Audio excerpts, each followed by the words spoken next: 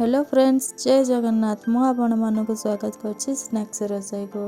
चलते आज आम बनैबा कम तेल मसला रे पणस आलूर तरकारी। मु प्रथमे कड़ाई किछि तेल नहीं, तेल गरम हो सारा पर से तेजपत्र पकई।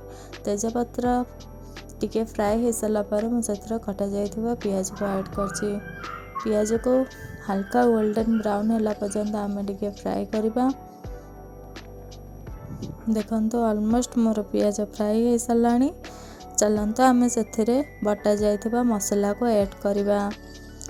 एबे देखो मसला रे मु अदा जीरा रसुण आ पियाज सुखिला मरीच बाटी। चलते ए स्वाद अनुसार लुण और हलदी गुंडा दबा। किछि समय पे मसलाटा भल भाव आम कषा जो पर्यंत तेल आ मसला अलग हैनी।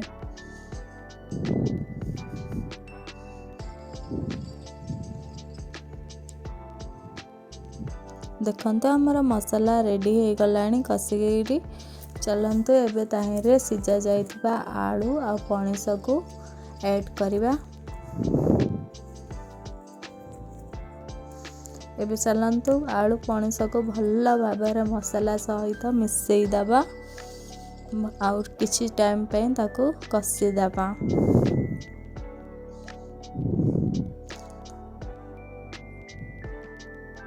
देखो आमर मसला कषा रेडी। से आमे किछि गरम मसला आउ किछि लंका गुंडा आउ टमाटर देकर आउ किछि समय पे ताको आमे कषि दबा। देखो ऑलमोस्ट मोर रेडी हो सारा। चलते एबे से मु गोटे ग्लास पानी ऐड करी आउ किछि टाइम पे ताको घोड़े देबी।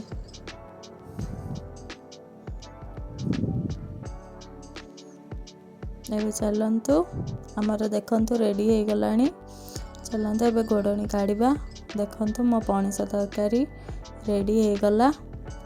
एबे देखंतु केमिति सुंदर कलर आसी आउ कम तेल मसला भी यूज होइछि।